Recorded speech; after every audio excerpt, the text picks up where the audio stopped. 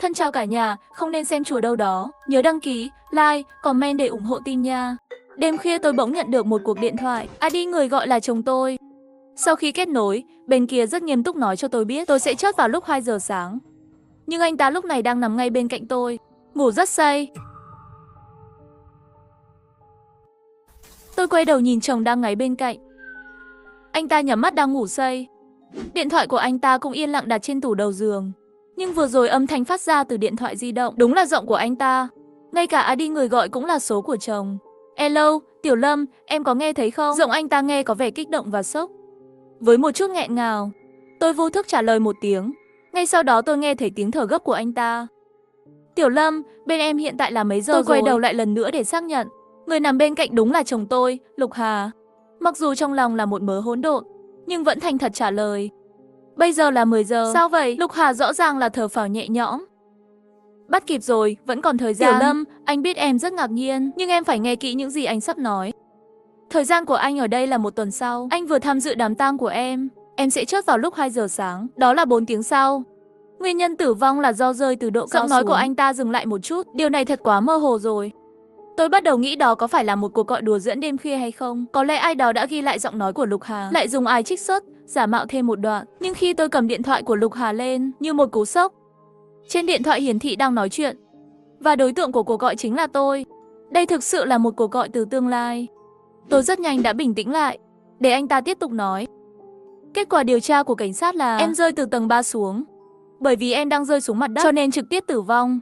Nhưng anh không tin là em đã tự tử. Anh nghi ngờ là Hứa Hân đã hại em. Bây giờ em rằng anh đã ngủ rồi. Hãy đánh thức anh dậy ngay bây giờ và giữ cho anh tỉnh táo, không được ngủ. Bởi vì khi anh đang mơ màng, anh nghe thấy tiếng cãi vã giữa em và Hứa Hân. Sau đó là âm thanh em rơi từ trên lầu xuống.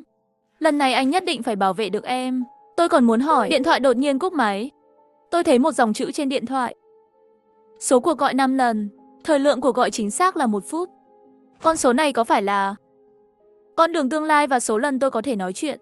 Nhưng tôi không thể tin được là bạn thân Hứa Hân sẽ hại tôi. Chúng tôi quen nhau từ đại học, đến bây giờ cũng đã 5 năm thân rồi. Đến mức có thể cùng mặc chung một chiếc quần. Không suy nghĩ, tôi quyết định đánh thức Lục Hà trước. Nhưng không hiểu sao anh ta lại ngủ rất ngon. Cho dù tôi đánh anh ta thế nào, anh ta cũng ngủ say như chớt. Đây không giống như một giấc ngủ bình thường. Chẳng lẽ là hôm nay quá mệt mỏi? Biệt thự này là cha mẹ Lục Hà mua trước khi ra nước ngoài. Họ hiếm khi về nước. Chìa khóa được giao cho Lục Hà giữ. Ba chúng tôi thường đến biệt thự để nướng thịt ngoài trời. Chúng tôi dự kiến sẽ xuống núi vào buổi tối. Nhưng bất ngờ gặp phải mưa lớn, núi sạt lở. Chỉ có thể qua đêm trong biệt thự. Nhưng cũng không đến mức đánh như thế nào cũng không gọi dậy được. Tôi chợt nhớ ra, buổi tối anh ta uống một chai nước của Hứa Hân đưa cho. Chẳng lẽ trong nước có thêm gì khác? Trái tim tôi trùng xuống. Ngay lúc này, ngoài cửa có tiếng gõ nhẹ. Giây tiếp theo giọng nói của Hứa Hân vang lên. Tiểu Lâm, cậu ngủ chưa? Tôi không ngủ được. Nếu có thể, cậu có thể nói chuyện với tôi không? Giọng nói của cô ta có vẻ ồm ồm hơn bình thường. Giống như cố ý che miệng nói chuyện. Tôi muốn giả vờ ngủ. Nhưng tôi chợt nhận ra cửa phòng không khóa. Thế là tôi hít một hơi thật sâu, cẩn thận di chuyển đến cửa. Nhưng không ngờ tai của Hứa Hân lại nhạy cảm như vậy. Tôi nghe thấy tiếng động. Tiểu Lâm, cậu vẫn chưa ngủ phải không? Cơ thể tôi bắt đầu run rẩy không tự chủ được. Hứa Hân lại nói, tôi đã nghe thấy tiếng bước chân của cậu rồi. Có chuyện gì vậy? Sao cậu không nói gì? Tôi buộc mình phải bình tĩnh lại. Khi chuẩn bị khóa cửa, nhưng lại phát hiện cái cửa này căn bản không thể khóa ngược lại. Tôi rất lo cho cậu. Tôi vào được không? Giọng của cô ta mang theo lo lắng. Hơi thở của tôi dồn dập. Tôi nhận ra nếu tôi không lên tiếng nữa, Hứa Hân tuyệt đối sẽ mở cửa đi vào. Tôi bình tĩnh một chút, hô hấp chậm rãi nói. Hân, tôi vừa thức dậy và đi vệ sinh. Hôm nay chơi hơi mệt. Nếu không có gì thì ngày mai chúng ta nói chuyện sau đi. Bên ngoài là một khoảng lặng. Cuối cùng Hứa Hân trả lời, được, trái tim tôi mới bình tĩnh lại. Ngay lúc đó điện thoại của tôi lại vang lên. Người gọi đến là Hứa Hân. Tôi cau mày nhưng vẫn nhấc máy. Tiểu Lâm, có phải là Tiểu Lâm không? Giọng cô ta có vẻ ngạc nhiên và khó tin. Sau đó tôi trả lời một câu. Giây tiếp theo, bên kia điện thoại di động truyền đến tiếng cô ta khóc lớn. Mấy ngày nay tôi như một tên điên. Gọi số của cậu vô số lần. Mọi người đều nói tôi bị điên rồi, nhưng tôi chỉ muốn nghe giọng nói của cậu một lần nữa. Một ý nghĩ khó tin nảy ra trong lòng tôi. Sớm thôi, lời nói tiếp theo của Hứa Hân đã xác minh suy đoán của tôi. Hứa Hân vội vàng nói, Tiểu Lâm, cậu có thể không tin những gì tôi nói bây giờ. Nhưng tôi phải nói với cậu, trong 4 tiếng nữa cậu sẽ chết. Thời gian tôi đang ở là 1 tuần sau. Tôi vừa dự đám tang của cậu trở về. Cậu rơi từ tầng 3 xuống rồi chết. Cảnh sát nói đó là tai nạn, nhưng tôi không tin. Bởi vì buổi sáng trước khi chúng ta lên núi, tôi nghe lén được Lục Hà đang gọi điện thoại. Anh ta đã mua cho cậu một hợp đồng bảo hiểm tai nạn có giá trị khổng lồ. Chắc chắn là anh ta muốn rước cậu. Đêm đó, tôi luôn muốn nói với cậu điều này. Nhưng cậu không cho tôi cơ hội. Tiểu Lâm, mau ra khỏi phòng và đi tìm tôi đi. Tôi sẽ bảo vệ cậu. Lúc này cuộc gọi đột ngột kết thúc. Trên điện thoại của tôi, hiển thị lại thời lượng cuộc gọi là 1 phút. Còn 4 cuộc gọi nữa. Tay tôi cầm điện thoại không ngừng run rẩy. Chẳng lẽ vừa rồi Hứa Hân muốn tìm tôi nói chuyện, chính là muốn nói cho tôi biết chuyện Lục Hà mua bảo hiểm tai nạn sao? Tôi quay đầu lại, nhưng lại phát hiện Lục Hà đã tỉnh dậy từ khi nào, mở mắt nhìn thẳng vào tôi. Trong nháy mắt, một linh cảm xấu dâng lên trong lòng tôi. Tôi nở một nụ cười miễn cưỡng, anh đã tỉnh rồi. Chồng ơi, em vừa gọi anh thế nào mà anh vẫn không tỉnh. Anh ta nghiêng đầu sờ phía sau đầu, thật kỳ lạ. Hôm nay không biết có chuyện gì đang xảy ra. Đầu nặng quá. Chờ một lát, anh ta mở miệng nói. Vợ à, anh cảm thấy trạng thái hiện tại của anh không ổn. Anh nghi ngờ chai nước anh uống lúc tối có vấn đề. Tôi nhớ lại buổi tối khi Hứa Hân đưa nước. Một chai là nhiệt độ bình thường, một chai là đá. Bình thường tôi không thích uống đá, cho nên lấy chai nước bình thường. Chẳng lẽ Hứa Hân đã lợi dụng thói quen của tôi, cố ý để Lục Hà uống chai nước có vấn đề đó. Em yêu, anh thực sự có điều muốn nói với em. Hứa Hân hình như có vấn đề, nhưng em và cô ta quá thân thiết. Anh thực sự không thể tìm thấy cơ hội thích hợp. Em xem video này đi. Anh ta tìm một video trên điện thoại. Trong video, tôi và Lục Hòa được mọi người chúc phúc, nụ cười ngượng ngùng. Lúc này máy quay quét qua mặt Hứa Hân. Cô ta lộ ra một biểu tình cực kỳ kỳ quái. Mắt cô ta cố ý mở to. Nhìn chúng tôi đổ mồ hôi lạnh. Chúng tôi quen biết nhau lâu như vậy, trong lòng tôi, cô ta là một cô gái thẳng thắn, đơn thuần. Sau đó Lục Hà lại cho tôi xem mấy bức ảnh. Biểu cảm của Hứa Hân trong mỗi bức ảnh đều rất phức tạp. Hôm đó xem xong video, anh cảm thấy có chỗ không. Sau đó anh đi điều tra một số chuyện quá khứ của Hứa Hân. Em có nhớ cô ta từng nói với em, cô ta từng bị bạn cùng phòng bắt nạt ở trường trung học sao? Tôi gật đầu. Hứa Hân quả thật đã nói chuyện này. Cô ta bị bạn cùng phòng bắt nạt ở trường trung học, sau đó chuyển trường.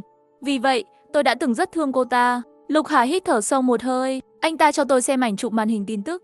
Ngày mùng 1 tháng 3 năm 2013, một cơn hỏa hoạn bất ngờ xảy ra trong phòng ngủ 405 của trường trung học xây dựng. Cả 3 người trong phòng đều chết. Chỉ có một học sinh vì đêm muộn không về ký túc xá sống sót. Trường trung học cơ sở xây dựng là trường mà Hứa Thanh từng học. Tim tôi đập thình thịch. Chuyện này Hứa Hân chưa bao giờ nói với tôi. Anh đã liên lạc với bạn học trung học của Hứa Hân. Cậu ấy kể cho anh nghe về vụ hỏa hoạn năm đó. Cảnh sát nghi ngờ có người cố ý phóng hỏa, nhưng không tìm thấy bằng chứng. Đó là một điều rất kỳ lạ. Hơn nữa Hứa Hân chưa bao giờ bị bắt nạt.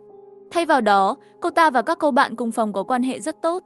Nhưng kể từ năm thứ 2 trung học, mối quan hệ của họ không còn tốt đẹp như trước. Chính xác mà nói là Hứa Hân, mọi người trong lớp đều hơi sợ cô ta.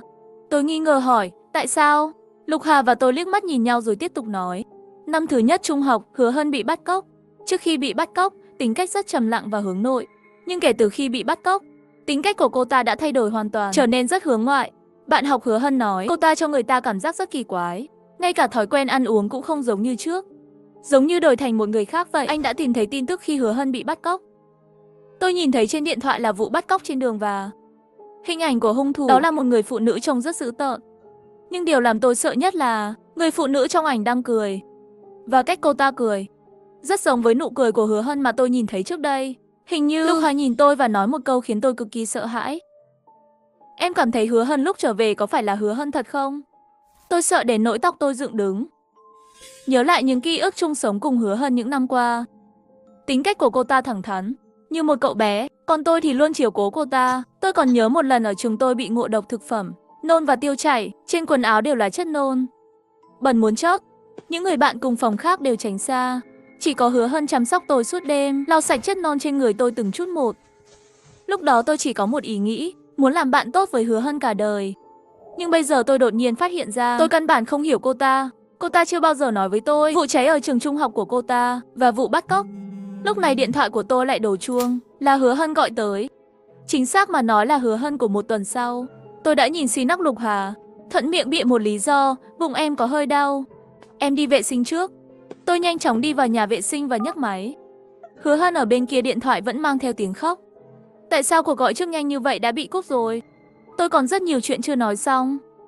Tiểu Lâm, tôi muốn nói với cậu về Lục Hà. Tôi đã nhờ người điều tra, sau khi cậu chết, Lục Hà thực ra còn có một người anh trai sinh đôi. Anh trai của Lục Hà từ nhỏ tính cách rất kỳ quái, thích giết hại động vật và thường xuyên có hành xáo bạo lực với bạn học. Đây là dạng tội phạm biến thái điển hình. Khi Lục Hà 14 tuổi, anh trai của anh ta đã làm bạn học bị thương nặng, mất rất nhiều tiền. Đến trước khi anh trai của anh ta bị đưa đến trại trẻ vị thành niên, có một đám cháy lớn trong nhà. Anh trai của Lục Hà chết trong đám cháy. Tôi đã suy nghĩ, tại sao Lục Hà lại giấu chuyện này với chúng ta? Cậu nói thử xem, người năm đó chết trong đám cháy, có thể là Lục Hà thật không? Trái tim tôi thắt chặt. Cặp song sinh thường lớn lên rất giống nhau. Nếu như năm đó người sống sót không phải Lục Hà, mà là anh trai sinh đôi của anh ta, để thoát khỏi việc vào trại trẻ vị thành niên, anh trai của Lục Hà thay thế thân phận của anh ta, sống sót. Hơi thở của tôi dồn dập. Bộ não là một mớ hỗn độn, tôi không thể biết ai là thật. Ngay lúc này, một tiếng gõ cửa làm gián đoạn suy nghĩ của tôi. Là âm thanh của Lục Hà. Em không sao chứ? Anh nghe thấy dường như em đang nói chuyện với ai ở trong đó. Tôi vội vàng hít thở đều đặn. Em không sao, em vừa lỡ đá vào chân. Đau muốn chết, em rất nhanh sẽ ổn thôi. Đột nhiên, Hứa Hân trong điện thoại hạ giọng xuống, sợ hãi nói. Tại sao vậy? Chẳng lẽ thật sự có thể thay đổi vận mệnh? Tôi rất nghi ngờ, hỏi Hứa Hân chuyện gì đã xảy ra. Tiểu Lâm, nguyên nhân cái chết của cậu đột nhiên rơi từ trên cao xuống, bị thương mà chết. Cậu bị dao đâm à? Đêm nay tim tôi đau nhói. Tôi cẩn thận cúi xuống đất. Qua khe cửa, tôi nhìn thấy chân của Lục Hà và một con dao trên tay anh ta. Đây là âm thanh trong điện thoại. Dừng lại. Thời gian trò chuyện 1 phút đã hết. Tôi hoàn toàn tuyệt vọng. Bây giờ tôi đã bị chặn đến ngõ cụt rồi. Đột nhiên tay nắm cửa từ từ bị vặn lên. Tôi sợ hãi lùi lại, trong mắt đầy sợ hãi. Khoảnh khắc tiếp theo cánh cửa mở ra. Lục Hà đứng ở cửa, con dao nhọn cầm trong tay phát ra ánh sáng chói mắt. Tôi lùi lại 2 bước, cho đến khi chạm vào bức tường của phòng vệ sinh. Tôi cảnh giác nhìn Lục Hà, sẵn sàng chiến đấu đến chết bất cứ lúc nào. Nhưng điều kỳ lạ là anh ta không làm gì khác. Thay vào đó ngồi xổm xuống để kiểm tra chân tôi. Chân có sao không, Tiểu Lâm? Còn đau không? Không sao. Tốt hơn rồi. Lục Hà đứng lên thở phào nhẹ nhõm. Anh ta đưa con dao cho tôi. Vợ à, Hứa Hân có thể là một người rất nguy hiểm. Chúng ta cần vũ khí tự vệ. Tôi gật đầu, cầm chặt con dao trong tay. Sau đó tôi nói chuyện vừa rồi Hứa Hân kể cho tôi nghe. Anh đã từng có một người anh em sinh đôi à?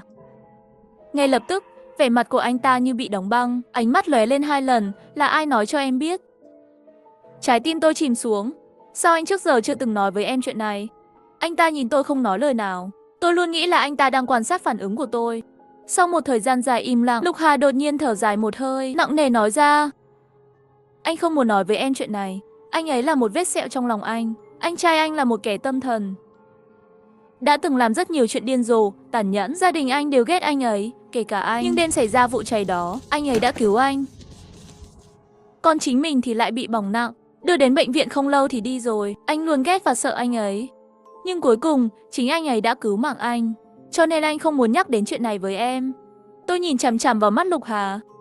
Vậy chuyện anh mua bảo hiểm cho em, tại sao không nói với em? Một chút ngạc nhiên xuất hiện trên mặt anh ta. Sau đó bất đắc dĩ nói. Đây là Hứa Hân nói cho em biết phải không? Anh có một người đàn em rất thân. Trước đây em cũng gặp rồi. Cái người mà thoạt nhìn chồng ngu ngốc đó. Gần đây, cậu ta chuyển sang bán bảo hiểm. Anh muốn giúp cậu ta, nên đã mua bảo hiểm ở chỗ cậu ta. Và không chỉ mua cho riêng em, anh còn mua cho mình nữa. Nói xong liền lấy điện thoại di động ra, cho tôi xem lịch sử trò chuyện của anh ta với đàn em. Như anh ta nói, anh ta đã mua cho mình một bản bảo hiểm. Lúc này tôi bối rối. Trong 3 năm tôi ở với Lục Hòa, anh ta đối xử với tôi rất tốt. Gia đình và xuất thân của tôi rất bình thường. Họ đã lấp đầy khoảng trống này. Tôi bắt đầu nghi ngờ. Hai người họ tốt với tôi như vậy, có thực sự là kẻ đã rớt tôi không? Nếu tôi thực sự không cẩn thận, rơi xuống lâu, có lẽ chỉ là họ không muốn chấp nhận sự thật này thôi. Lúc này, Lục Hà nắm lấy tay tôi, mặt nghiêm nghị nói. Hứa Hân luôn gây chia rẽ giữa chúng ta. Giờ anh yêu lắm, chắc có gì đó không ổn với chai nước đó. Vụ bắt cóc năm đó, anh đặc biệt hỏi người bạn học làm cảnh sát của anh. Khi cảnh sát đến, hiện trường chỉ còn lại một mình Hứa Hân. Người phụ nữ bắt cóc Hứa Hân đã biến mất rồi. Cảnh sát hỏi Hứa Hân rất nhiều câu hỏi, nhưng Hứa Hân đều không trả lời được, bao gồm cả nơi ở của người phụ nữ đó. Ngay cả Hứa Hân cũng quên mất cha mẹ mình. Cô ta hình như bị mất trí nhớ, không nhớ gì cả. Nhưng em không thấy lạ sao? Cái cách mà cô ta cười rất giống tên bắt cóc biến mất. Ngoài tuổi tác, chiều cao và kích thước cơ thể cũng rất giống với kẻ bắt cóc đó. Sau lưng tôi toát mồ hôi lạnh. Lúc này, điện thoại của tôi lại reo lên, là điện thoại của Lục Hà tương lai gọi đến. bắt máy ngay trước mặt anh ta. Cuối cùng cũng gọi qua được rồi Tiểu Lâm. Bây giờ là 10, trong vài giây nữa sẽ có một tiếng động lớn ở tầng dưới. Vì sự an toàn của em, anh sẽ một mình xuống lầu kiểm tra. Đừng để anh đi xuống lầu, hãy để anh ở bên cạnh em. Đột nhiên cuộc gọi dừng lại. Nhưng lần này chỉ có 30 giây. Hơn nữa là anh ta chủ động cúp máy. Vội vàng như vậy, giống như bên kia đột nhiên gặp phải chuyện khẩn cấp gì đó. Không lâu sau, có một tiếng động lớn ở tầng dưới, giống như có vật nặng rơi xuống đất. Lục Hà nhíu mày. Tiểu Lâm, em ở lại đây, anh đi xem thử. Tôi vừa định nói là đừng đi, nhưng đã muộn rồi. Lục Hà đã chạy ra ngoài. Tôi lo lắng, điện thoại rơi xuống đất. Tôi nhặt lên, phát hiện giao diện của điện thoại là giao diện chụp ảnh. Mê mông, tôi nhìn thấy trong album điện thoại di động có thêm một bức ảnh. Vài giây trước, tôi run rẩy mở ảnh này ra. Ảnh rất mờ, nhưng vẫn có thể nhìn thấy một người đang trốn dưới gầm giường. Khuôn mặt anh ta trong bóng tối rất mơ hồ, nhưng tôi vẫn có thể nhìn thấy đôi mắt của anh ta nhìn chằm chằm vào tôi. Vừa rồi tôi và Lục Hà đều ở trong nhà vệ sinh, nhưng không để ý có người lẻn vào. Lúc này cuối cùng tôi cũng hiểu tại sao Lục Hà của tương lai bảo tôi nhất định không thể để anh ta của hiện tại rời đi. Tôi bóp mạnh con dao trong tay, nhỏ giọng nói: tôi đã nhìn thấy cô rồi. Hứa Hân từ dưới gầm giường bỏ ra, trông rất lo lắng. Nhìn thấy tôi, cô ta giải thích với tôi vừa nhân lúc các cậu không chú ý trốn ở đây. Tôi cũng là người tạo ra âm thanh dưới lầu. Tôi cố tình đẩy chiếc vali xuống cầu thang để dẫn Lục Hà đi. Những gì anh ta nói là sự thật. Tôi đã bị bắt cóc khi còn học trung học. Kẻ bắt cóc tôi là một kẻ tâm thần. Bị bà ta giam giữ 4 ngày. Những ngày đó bà ta đối với tôi đủ loại tra tấn. Bắt tôi ăn rác thải. Bà ta đã hoàn toàn phát điên rồi. Tôi nhìn thấy ánh mắt đau đớn trên khuôn mặt Hứa Hân. Tôi bị kích thích quá nhiều, dẫn đến mất trí nhớ tạm thời khi được cứu ra. Tôi thực sự không thể nhớ người phụ nữ đó đã đi đâu. Nhưng mọi người đều hỏi tôi nơi ở của người phụ nữ đó, cứ tưởng tôi cố tình che giấu. Những ký ức bẩn thỉu đó là những ký ức tự ti nhất của tôi. Tôi không muốn cậu biết, cho nên vẫn giấu cậu. Nước mắt của Hứa Hân chảy dài trên khuôn mặt nói. Nghe được điều này tôi cũng có chút xúc động. Lúc này ngoài cửa có tiếng bước chân vang lên. Lục Hà đã trở lại. Hứa Hân nhanh chóng kéo tôi vào nhà vệ sinh và khóa cửa lại. Sắc mặt cô ta rất nghiêm túc. Tiểu Lâm, tôi nhìn người luôn rất chính xác. Từ lần đầu tiên tôi nhìn thấy Lục Hà, tôi đã ngửi thấy một mùi trên người anh ta. Hứa Hân lộ ra vẻ mặt ghê tởm, giống như người phụ nữ đã bắt cóc tôi. Trên người có mùi thối rữa. Thế là tôi bắt đầu điều tra riêng Lục Hà. Tôi ngắt lời Hứa Hân nói, Lục Hà còn có một người anh trai sát nhân có nhân cách phản xã hội. Trên mặt Hứa Hân đầy vẻ ngạc nhiên. Làm sao mà cậu biết được? Cậu cũng lén điều tra anh ta sao? Lúc này ngoài cửa có tiếng gõ cửa. Tiểu Lâm, sao em lại khóa cửa? Hứa Hân làm một động tác giả với tôi và dùng ánh mắt ra hiệu cho tôi mở cửa sổ bên cạnh. Tôi mở cửa sổ, bên ngoài đang mưa, có một cái thang dưới cửa sổ. Hứa Hân vội vàng nói, chúng ta phải mau rời khỏi đây. Ở lại đây sẽ chỉ khiến Lục Hà có cơ hội tấn công chúng ta. Tôi đã chuẩn bị thang trước rồi. Cậu xuống trước đi. Khi tôi còn do dự, điện thoại lại đổ chuông. Là Lục Hà từ tương lai gọi đến. Tiểu Lâm, bây giờ em vẫn chưa ở bên cạnh anh sao? Thời gian bị rớt của em đã sớm hơn 5 phút rồi. Nơi bị rớt cũng thay đổi. Em rơi ra ngoài cửa sổ. Em không ở cùng với Hứa Hân. Anh đã tìm thấy rồi. Cô ta không phải là Hứa Hân. Bằng chứng vừa rồi bạn học của anh nói cho anh biết. Thi thể của Hứa Hân thật đã được tìm thấy. Thời gian chết của cô ta đó là vào ngày thứ 3 cô ta bị bắt cóc. Bây giờ trước mặt em không phải là Hứa Hân, mà là kẻ bắt cóc khoác da mặt của Hứa Hân. Nếu bây giờ em còn ở với cô ta, em nhất định phải dùng con dao anh đưa cho em. Cô ta là một tên bắt cóc hung ác. Bản thân cô ta cũng có ý làm hại em chỉ là tự vệ. Em là một cô gái dũng cảm, Tiểu Lâm nhất định phải sống sót. Cuộc gọi lại bị gián đoạn. Số lượng cuộc gọi chỉ còn lại một lần cuối. Lục Hà ngoài cửa vô cùng lo lắng. Tay nắm cửa bị vặn rất mạnh. Hứa Hân sốt ruột nhìn tôi. Cậu còn đứng đó làm gì? Cậu leo xuống trước, cánh cửa này không cầm cự được lâu đâu. Tôi lặng lẽ nhìn chằm chằm cô ta, chậm rãi nói, tại sao cậu không đi xuống trước? Cô ta sửng sốt một chút, cậu có ngốc không? Mục tiêu của anh ta là cậu. Sự an toàn của cậu mới là quan trọng nhất. Ánh mắt của cô ta đầy lo lắng. Vừa vặn điện thoại của tôi lại vang lên. Tôi biết đây là cuộc gọi cuối cùng. Tôi nghe máy. Tôi đã tìm thấy bằng chứng Lục Hà không phải là Lục Hà thật rồi. Anh trai của Lục Hà có một vết bớt màu đen trên lưng, nhưng trên người Lục Hà không có. Tiểu Lâm, nghe này, thời gian bị rớt của cậu đã sớm hơn rồi. Trong 5 phút nữa. Đừng mở cửa nhà vệ sinh. Đừng để Lục Hà đi vào. Làm như tôi nói đi. Tôi sẽ không bao giờ làm hại cậu. Cuộc gọi cuối cùng bị ngắt. Bây giờ chỉ có thể trông cậy vào phán xét của tôi. Vậy ai mới là kẻ giết người? Lần nữa nhìn về phía Hứa Hân, trong lòng tôi có phán đoán của mình. Chính xác mà nói, thời điểm phản công của tôi đã đến. Thời gian quay lại 8 giờ tối. Trước khi nhận được cuộc gọi từ Lục Hà, tôi cũng nhận được một cuộc gọi. Tôi là cô trong 6 tiếng sau, chúng ta chỉ có 1 phút để nói chuyện. Cô sẽ bị Lục Hà đẩy từ trên lầu xuống đất lúc 2 giờ sáng. Chảy rất nhiều máu, nhưng lúc này cô vẫn chưa chết. Cô nhìn thấy Lục Hà đi về phía mình và nói: "Xin lỗi em, anh vốn muốn kết hôn và có con với em. Nhưng có vẻ như viên cảnh sát đã phát hiện ra anh cần một khoản tiền để ra nước ngoài." Sau đó anh ta bế cô lên tầng 3, ném cô xuống một lần nữa. Cảnh sát mới bắt đầu kết luận nguyên nhân cái chết của cô là do trượt chân ngã. Nhưng họ nhanh chóng tìm thấy một cái nút áo trong tay cô. Sau khi cuộc gọi kết thúc, 2 phút nữa cô sẽ mất trí nhớ. Trong lúc ký ức còn chưa biến mất, mau chóng đi xuống bếp. Lấy thuốc ngủ Lục Hà giấu trong tủ quần áo bỏ vào chai nước và bảo Hứa Hân đưa cho anh ta uống. Đến sáng, mọi chuyện sẽ kết thúc. Tôi lấy những viên thuốc này bỏ vào chai nước khoáng để trong tủ lạnh. Sau đó giả vờ như không có chuyện gì ngồi xuống bên cạnh Lục Hà. Tôi nhìn mặt bên của anh ta, trong lòng rơi vào nghi ngờ. Lục Hà đối tốt với tôi đều nhớ rõ. Nhưng tương lai của tôi không cần phải nói dối. Tôi đã đưa ra một quyết định. Tôi phải làm trước. Để bảo vệ bản thân. Hiện tại Lục Hà và Hứa Hân không có bất kỳ động tác nào, cho nên tôi không có lý do gì để gọi cảnh sát. Hiệu quả của thuốc sẽ sớm có hiệu lực. Lục Hà ngủ mê man. Tôi cũng nằm bên cạnh anh ta, nhìn cách anh ta ngủ. Trong mắt không tự giác rơi nước mắt. Sao anh lại phản bội tôi? 9:30 điện thoại di động của Lục Hà bỗng đổ chuông. Anh ta tỉnh dậy, tôi cảm giác được Lục Hà nhìn tôi một cái. Tôi giả vờ như đang ngủ, phát ra tiếng hít thở đều đều. Sau khi kết nối điện thoại, anh ta không nói một lời, chỉ vài tiếng rồi cúp máy. Nằm ngủ bên cạnh tôi, nhưng anh ta không biết, thật ra tôi đã đứng dậy, nhấc điện thoại lên. Khi tôi thấy người gọi đến, đồng tử co lại, đó là một cuộc gọi tự gọi cho mình. Tôi đã mở phần mềm ghi âm đã được cài đặt trước đó, giảm âm lượng và đặt nó lên bên tai. Tôi là anh trong tuần tới. Xin đừng ngạc nhiên, anh đang chạy trốn cảnh sát.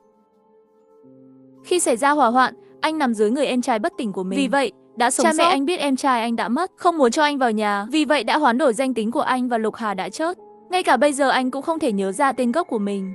Chỉ tiếc, cảnh sát phụ trách vụ án của anh năm đó đã nhìn chằm chằm vào anh. Vì vậy, anh phải rời khỏi đất nước này. Tối nay anh đã làm xong rồi, chuẩn bị ra tay rước Tiểu Lâm. Nhưng không ngờ lại không như mong đợi. Cô ta đã giật được nút áo trên áo của anh.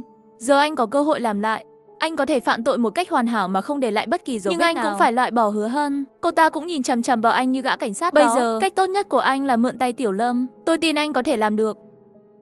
Nhưng ký ức này tôi đều nhớ. Tôi cẩn thận nói với Hứa Hân. Kế hoạch cho thời điểm tiếp theo. Cửa phát ra tiếng động lớn. Lục Hà đạp cửa ra. Tôi siết chặt cổ Hứa Hân. Tôi biết anh ta đang rất nghi ngờ, cho nên nhất định phải để anh ta nghĩ tôi và Hứa Hân đã trở mặt thành thù. Chúng ta sẽ làm gì với cô ta đây? Nếu không anh gọi cảnh sát trước. Tôi quan sát phản ứng của anh ta. Đúng như mong đợi, anh ta không đồng ý. Anh ta sợ bị lộ. Không thể gọi cảnh sát. Hiện tại chúng ta không có bằng chứng. Hứa Hân hiện tại là kẻ bắt cóc năm đó. Chúng ta bắt buộc phải loại bỏ cô ta ở đây. Tôi run rẩy nói. Em không dám. Như vậy là phạm tội rồi. Lục Hà đến bên cạnh tôi, nhẹ nhàng nói. Đừng sợ, em chỉ cần nhắm mắt lại và siết chặt là được. Giọng nói của anh ta phấn khích đến run rẩy. Giây tiếp theo, Hứa Hân trực tiếp đẩy ngã anh ta xuống. Lục Hà nhìn tôi với ánh mắt không thể tin được. Anh ta muốn phản kháng, nhưng Hứa Hân liều chết đè chặt cánh tay của anh ta. Trên mặt anh ta hiện ra một chút bối rối, cởi bỏ lớp ngụy trang của mình, nhìn thẳng vào tôi.